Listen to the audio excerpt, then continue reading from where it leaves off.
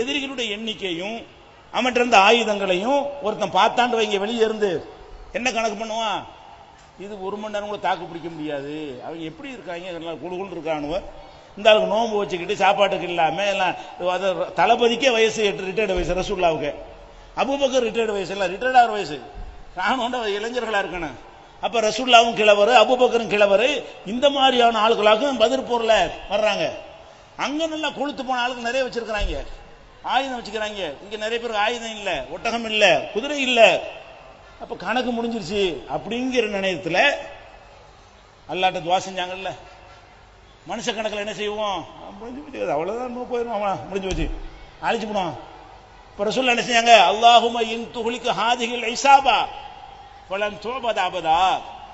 யா அல்லாஹ், இந்த கூட்டத்தை மாத்திரம் நீ அழித்து விட்டாய் என்று சொன்னால் உன்னை வணங்க யாரும் இருக்க மாட்டாங்க. ஏன்னா நாங்க தான் இருக்கிறோம், உருவாக்கி இருக்கிறோம். இந்த கூட்டம் தான் நான் கஷ்டப்பட்டு உருவாக்கின மொத்த கூட்டமே. இத்தனை ஆண்டுகள் பாடுபட்டு நான் உருவாக்கிய மொத்த கூட்டம் 50 பேர் தான். இவர்களை நீ அழித்து விட்டாய் என்றால் உன்னை வணங்க யாரும் இருக்க மாட்டார் அல்லான்னு சொல்லி அழுதழுது துவா செய்தார்கள். காலையில் விடிந்தால் வெற்றி என்றால் வரலாற்றில் பொன்னெழுத்துகளால் பொறிக்கப்பட வேண்டிய வெற்றியை அல்லாஹ் கொடுத்தான். பல பேர் கொல்லப்பட்டார்கள், சிறைபிடிக்கப்பட்டார்கள், கிளியை ஏற்படுத்தினான். அன்னைக்கு ஏற்படுத்தின பயம் எப்படி, நுசிர்த்து பிர்ரோபி மசீரத்து ஷஹரின், முகம்மதுன்னு பேரை கேட்டா 1 மாத தொலைவில் இருக்கிற வரைக்கும் பயப்படுவான். அப்படி ஏற்படுத்தினான் அல்லாஹ்.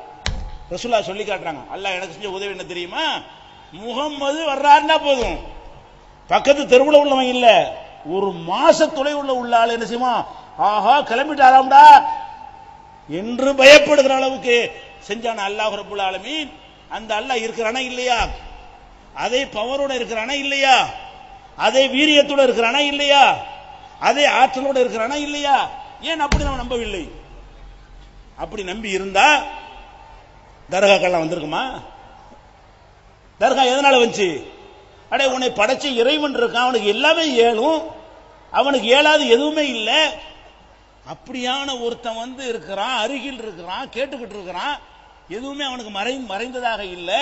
நீ நினைக்கிறதெல்லாம் கூட அவனுக்கு தெரியும். தப்பா கேட்டா கூட, கேட்க தெரியாம கேட்டா கூட அவன் அதை ஏற்றுக்கொள்ளக்கூடியவனா இருக்கிறான். அப்ப மனசில் நினைக்கிற எண்ணங்களை எல்லாம் அறியக்கூடிய ஒருத்தன் இருக்கிறான். அப்படிப்பட்ட ஒரு இறைவன் இருக்கிறான் என்று அசைக்க முடியாத நம்பிக்கையில் நம்ம உருவாக்கப்பட்டு இருப்போமையானால் செத்து போன ஒருத்தனை போய் கும்பிடுவோமா? கண்ணு முன்னாடி தெரியும் செத்தாச்சு, யாராவது இருக்கட்டும், எந்த மகான் நினைச்சிட்டு போது, மகானா இல்லைன்னு மறுமையில தெரியும். நீ மகான்னு சொல்லிட்டு இருக்கிற, அது மகானா சைத்தானா என்பது மறுமையில் அல்லாஹ் தீர்ப்பளிக்கும் பொழுது தெரியும். நம்ம பொறுத்தவரையும் செத்து போயிட்டாரா இல்லையா? செத்து போனாட்டி நீ அடக்கண, எதுக்கு நீ அடக்கம் பண்ண? ஆள் அவுட்டு தானே அடக்கம் பண்ற. அதுல உனக்கு தெரியுது செத்து போறதுக்கு மீனிங் என்ன. பார்க்க மாட்டாரு மீனிங், கேட்க மாட்டாரு மீனிங், திங்க மாட்டாரு மீனிங், மூச்சு விட மாட்டாரு மீனிங், ஹார்ட் துடிக்காதுங்கிற மீனிங் இருக்குது, கைகால் அசையாது, பாத்ரூம் கூட போக மாட்டார், இருக்கிற கொஞ்ச நேரத்தில் வெளியே வந்த பிறகு அது கூட போக மாட்டார். இதானடா சாவுங்கிறது.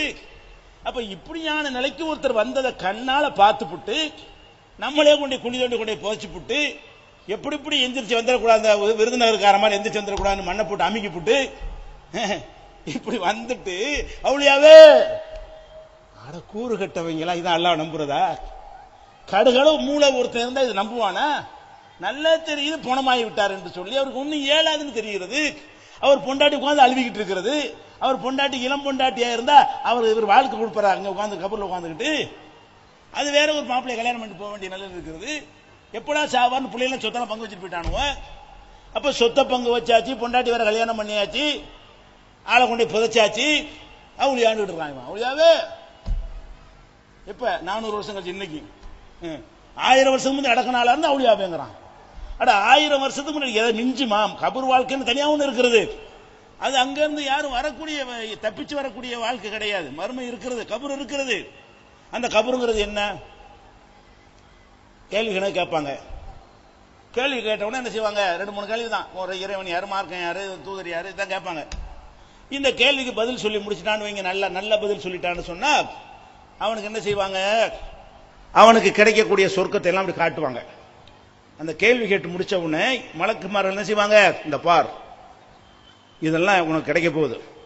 மகசர்ல அல்லாஹ் எழுப்பி தீர்ப்பளிப்பான்ல, அப்போ உனக்கு சொர்க்கத்தில் இப்பார் கிடைக்கக்கூடிய பாக்கியத்தை எல்லாம் பாடுறான்னு சொல்லி அதெல்லாம் காட்டுவாங்க. காட்டினா அவனுக்கு பயங்கர சந்தோஷம். ஏன்? இதுக்கு தானே இஸ்லாத்தில் இருந்தோம், இதுக்கு தானே பாடுபட்டோம், இதுக்கு தானே தொழுகை நோன்பு எல்லாமே செஞ்சோம், ஜெயிச்சிட்டமே அப்படின்னு சந்தோஷப்பட்டு அர்ஜுவில் அகலி நான் ஊடு வரைக்கும் சொல்லிட்டு வந்துடுறேன். விளங்காம அவன் எங்க இருக்கிறவன் விளங்காம அவன் என்ன செய்வானா, அர்ஜுவில் அகலி என் பொண்டாட்டி சொல்லிட்டு வந்துடுறேன், புருஷன் சொல்லிட்டு வந்துடுறேன், வாப்பாட்ட சொல்லிட்டு வர்றேன், அம்மாட்ட சொல்லிட்டு வர்றேன். அப்ப என்ன செய்வாங்க, அடே பொண்டாட்டி சொல்லிட்டு வந்தாச்சுடா, மற போக முடியாதுடா, இங்க வந்துட்டா முடிஞ்சு போச்சு கதை, வணங்குதா. அதுக்கப்புறம் சீல் வச்சாச்சு, யாரங்க திரும்பி போக முடியாது. ஒம்மி வராயிகும் பர்சகுன் இலா யோமி யுபாசுன், எழுப்பப்படுற வரைக்கும் பெரிய பர்சகு திரை போட்டாகி விட்டது. செத்துட்டார் என்று சொன்னால் திரும்ப அல்ல எழுப்புவானே, அது வரைக்கும் ஒரு பெரிய திரையை போட்டு அல்ல மறைத்து விட்டான். இங்க உள்ளது அங்க போகாது, அங்க உள்ளது இங்க வராது. அப்படிங்கிறதுனால என்ன செய்வாங்க மலக்குமாரெல்லாம், இவன் போறேன் வீட்டுக்கு போறேன் வீட்டுக்கு போறேன்னு சொல்லிட்டு இருப்பான், இவனை விடக்கூடாது அப்படின்னு சொல்லிட்டு நமக்கு நவமத்தில் அரூஸ் தூங்கு, புது மாப்பிள மாதிரி தூங்கு, அதான் உனக்கு தீர்ப்புன்றாங்க. அப்ப அந்த 2-3 கேள்வி கேட்ட உடனே அவர் தூங்குறாரு, அந்த தூக்கம் தூங்கிட்டே இருக்கிறார். எது வரைக்கும் தூங்குறாரு, கியாமத் வரைக்கும் தூங்குறாரு. அவரை போயிட்டு அவுளியாவங்கிறான். இவன் நல்லடியாரா இருந்தா இதெல்லாம், அவர் செத்தவர் நல்லடியாரா இருந்தாரையானால் அந்த உலகத்துடைய உயிரோடு இருந்தால் இங்க வந்து உதவி செய்வாரான்னா செய்ய மாட்டாரு. ஏன்? அவர் உறக்க நிலையில் வைக்கப்பட்டிருக்கிறார். புது மாப்பிள மாதிரியான உறக்கம், புது மாப்பிளை விடிய விடிய முடிச்சு இருந்துட்டு ஒரு மாதிரியா டயர்டு அசதியா தூங்குவான, அந்த மாதிரியான ஒரு உறக்கத்தில் அவர் ஆழ்ந்து கிடக்கிறார் என்று சொல்லி நபிகள் நாயகம் ஸல்லல்லாஹு அலைஹி வஸல்லம் சொன்ன பிறகு நீ போய் அவர் கூப்பிடுற, அப்துல் காதர் ஜிலானி நல்லவரா இருந்தாருன்னா தூங்குறாரு, கெட்டவரா இருந்தான்னு வை பின்னி எடுத்து மலக்கு ஆட்டி ஆட்டி கொடுத்துட்டே இருப்பாங்க, அப்பவும் வர முடியாது. அவர் நீ கூப்பிடுறாள் நல்லவரா இருந்தாருன்னு சொன்னா தூங்குறாரு, கெட்டவரா இருந்தாருன்னு சொன்னா நிமிஷத்துக்கு நிமிஷம் அடி வாங்கிட்டு கிடக்கிறாரு. அப்ப அல்லாஹ்வுடைய அந்த கட்டுக்காவல் எல்லாம் மீறி அந்த ஜெயில மீறி தப்பிச்சு உலகத்துக்கு வந்து உதவி வந்துருவார் அவரு. அப்ப இந்த மாதிரி விஷயம் கூட விளங்காம சரி அதெல்லாம் விடுங்க, அவர் இருக்கே இருந்துட்டே போகுது. இப்ப அல்லாஹ் உங்களுக்கு போதுமா போதாதா? எதுக்கு அங்க போறேங்கிறேன். எப்பறம் போவோம்? நம்ம தாப்பனார் இருக்காரு, நல்ல வசதி இருக்குது, கேட்கறதெல்லாம் வாங்கி தர்ற மனசு இருக்கிறது, எந்த குறையும் வைக்க மாட்டேங்கிறாரு. அந்த மாதிரி ஒரு தகப்பனை பெற்றிருக்கிற ஒருத்தன் பக்கத்து வீட்டுல பிச்சைக்காரன் தெருவில் ரோட்ல பிச்சை எடுத்துட்டு இருக்கிறான், அவன்கிட்ட போய் 5 ரூபா தாங்க கேட்பானா? அடே உங்க அப்பன் வசதியா இருக்கிறான், நீ கேட்கறலாம் தர்றான், பைக் கேட்டா பைக் வாங்கி தர்றான், கார் வேணா கார் வாங்கி தர்றேங்கிறான், உனக்கு என்னடா வேணும் எல்லாம் பண்ணி கல்யாணம் பண்ணி இப்ப பண்ணி வைக்கிறேங்கிறான். மும்புட்டும் இருக்கிற ஒருத்தன் போய்கிட்டு பிச்சைக்காரன் போயிட்டு ஒரு 2 ரூபா தர முடியுமா டீ குடிக்கன்னு கேட்டா இவனை என்னமா கருதுவீங்க நீங்க? இவனுக்கு இந்த கபரை முட்டிக்கு என்ன வித்தியாசம்? இவனுக்கு இந்த கபரை போய் முட்டிக்கிட்டு இருக்கிறானே அவனுக்கு என்ன வேறுபாடு? அட யாரு படைச்ச ரப்பு நமக்கு இருக்கிறான், எது வேணாலும் தரும், அதை விட்டுப்புட்டு ஒண்ணுமில்லாத கையர்நிலை தன் உயிரை போய் விட்டு செத்து கிடக்கிற ஆள்கிட்ட போய்கிட்டு கேட்கறீங்களே, அப்பனா என்ன? அல்லாஹ்வை பற்றி உங்களுடைய நம்பிக்கை என்ன? லா இலாஹ இல்லல்லாஹ் என்பது எந்த அளவுக்கு உங்களுடைய ஆழமா பதிஞ்சிருக்கிறது? இல்ல. அப்ப இந்த மாதிரியான இல்லாம இப்படி உறுதி அசைக்க முடியாத உறுதியாக இருக்க வேண்டும். அல்லாஹ் லா இலாஹ இல்லன்னா அல்லாஹ் தான், இதுவும் கிடையாது. அல்லாஹ்வுடைய இடத்துல யாரையும் எவரையும் வைக்க மாட்டேன், மகானை வைக்க மாட்டேன், பெரியாரை வைக்க மாட்டேன், கல்லை வைக்க மாட்டேன், மண்ணை வைக்க மாட்டேன், மரத்தை வைக்க மாட்டேன், சூரியனை வைக்க மாட்டேன், சந்திரனை வைக்க மாட்டேன், எவனையும் உசுரோடு உள்ளவனை வைக்க மாட்டேன், செத்தவனை வைக்க மாட்டேன். அல்லாஹ்வுடைய இடத்தில் அல்லாஹ்வுக்கு மட்டும்தான். இதுக்கு பேர் தான் உறுதி. ஒரு பொம்பளை இருக்கிறா, சாதாரண உதாரணம், அவ கணவனோட வாழ்ந்துகிட்டு இருக்கிறா. அப்ப அந்த கணவனுக்கும் அவளுக்கு என்ன உறவு? இந்த கணவன் அவளை படைச்சான், பொண்டாட்டியை நீங்களா படைச்சீங்க உங்க மனைவிமார்களை எல்லாம் இல்ல, அவ யார நீங்க யாரோ யாருக்கா பிறந்தவ, ஒரு அக்ரிமெண்ட் போட்டு பொண்டாட்டி கூட்டு வந்தீங்க. கூட்டு வந்து என்ன நினைக்கிறீங்க? ஏன் பொண்டாட்டி எனக்கு மட்டுமா இருக்குன்னு நினைக்கிறீங்க. நீங்க படைக்கல, உருவாக்கல, ஒண்ணுமே நீங்க தயாரிக்கல, அவளுடைய உருவாக்கத்தில் உங்களுக்கு எந்த விதமான பங்கும் கிடையாது. அல்லாஹ் ஏற்படுத்தின அண்ணன் தம்பி உம்மாவத்த புள்ள மாதிரி உறவு கூட இது கிடையாது, நீனா ஏற்படுத்திட்ட உறவு தான். மகன்கிறது அல்லாஹ் ஏற்படுத்தின உறவு, அண்ணன்கிறது நம்மளா ஏற்படுத்தின. இவர் அண்ணன் ஆக்கிற முடியுமா? அவர் தம்பி ஆக்கிற முடியுமா? அண்ணன் தம்பி இதெல்லாம் அல்லாஹ் ஏற்படுத்தின உறவுங்க, இது நீங்க உண்டாக்குன உறவு, பொண்டாட்டி புருஷன் எல்லாம். அப்ப இந்த உறவுக்கு ஏதோ கல்யாணம் பண்ணி ஒப்பந்தம் பண்ணிட்டு வந்தோம் நீ என்ன நினைக்கிற?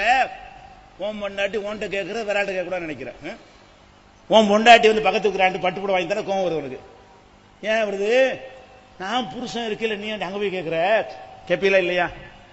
அப்ப ஒரு மனைவியின் மீது கணவனுக்கு இவ்வளவு இருக்குமே, ஆனால் அவனுக்கு எவ்வளவு இருக்கும் நம்ம மேல? படைச்ச இறைவனு கடை, நான் படைச்சேன், நீ ஒண்ணும் இல்லாம இருந்த, உனக்கு உசுறு கொடுத்தது நான் கொடுத்தேன், உனக்கு உடலை நான் கொடுத்தேன், உனக்கு கண்ணை நான் கொடுத்தேன், காதை நான் கொடுத்தேன், நீ சுவாசிக்கிற காற்று என்னுடைய காற்று, நீ வாழ்ற பூமி என்னுடைய பூமி, நீ குடிக்கிற தண்ணி என்னுடைய தண்ணி, அட அம்புட்டி வச்சுட்டு என்னை விட்டு வராது புரியுடா? கேட்க மாட்டான். அதுதானங்க மன்னிக்க மாட்டேங்கிறான்.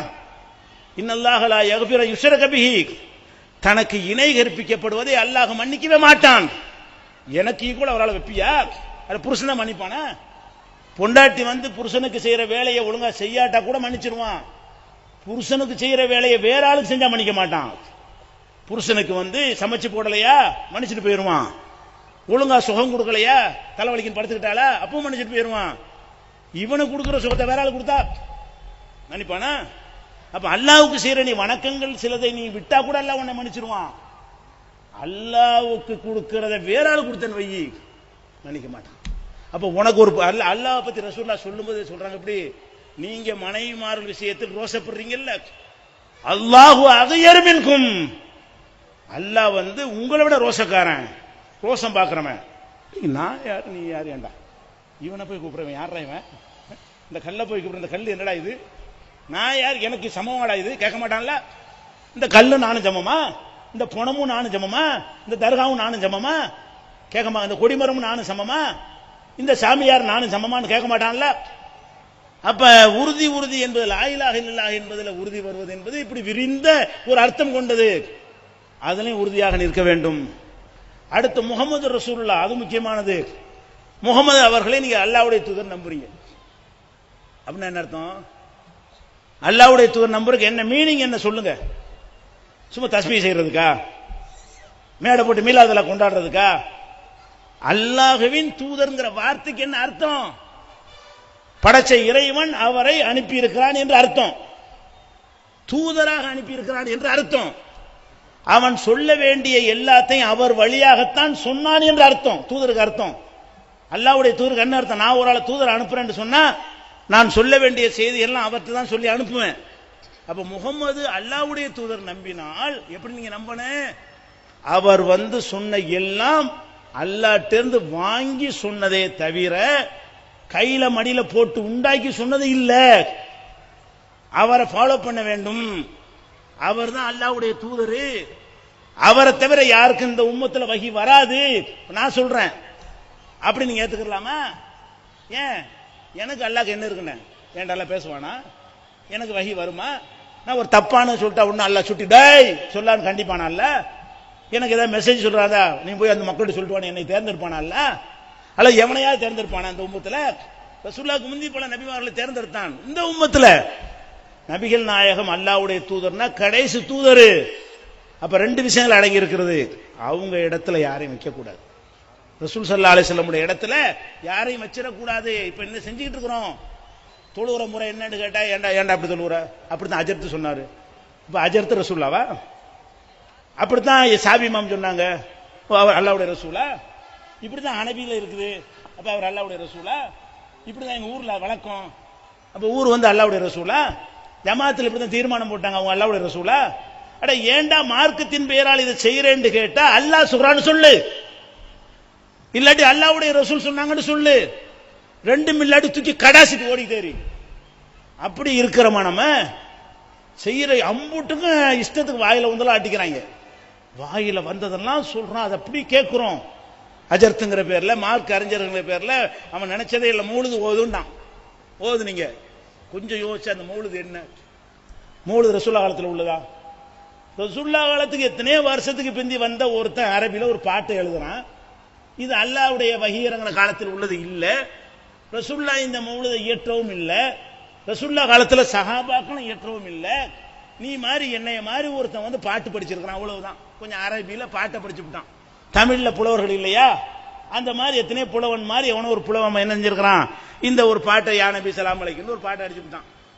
இதை ஓதுனா பறக்கத்தின் எப்படி நினைக்கிறீங்க? ஒரு மனுஷன் எழுதுன ஒரு பாட்டை போய் உட்கார்ந்துக்கிட்டு பத்தி சாம்பிராணி கொளுத்தி இதை ஓதுனா ரசூலுல்லாஹ் புகழ்றதாவும் நினைக்கிறிய? உனக்கு அர்த்தமாச்சு தெரியுமா அதுக்கு என்னன்னு? இது காசுக்கு செஞ்சான். நல்ல கண்ணுக்கு முன்னாடி தெரியுதா இல்லையா? இந்த மௌலுது ஓதிட்டு சும்மா போன அஜர்த்து யாரா இருக்காங்களா? வீட்டுக்கு மௌலுது ஓத கூப்பிடுறீங்க, அஜர்த்திட்ட வர்றாரு, ஓதிட்டு அல்ஹம்துலில்லாஹ் நல்ல வேலை, எனக்கு நல்ல ஒரு டியூட்டியை கொடுத்தீங்க, அல்லாஹ் எனக்கு பெரிய கூலி தருவான், அஸ்ஸலாமு அலைக்கும் போயிட்டு வரேன்னு சொல்லுவாரா? அப்படி நீங்க சொன்னா சிரிச்சுட்டு அவர் போயிடுவாரா? கைமடக்கு எங்க கேட்பார்ல? அப்ப காணிக்க வாங்காம போவாரா? 5 ரூபாய்க்கு ஒரு மூழுது, 50 இருக்கு மூழுது ஏன் ஓதுறாரு? பணக்காரன் வீட்டுக்கு ஏன் விடி மூழுது? ஏழை வீட்டுக்கு ஏன் நட மூழுது? ஏழை வீடா இருந்தா ஏன பிசலாமல் போதுரு.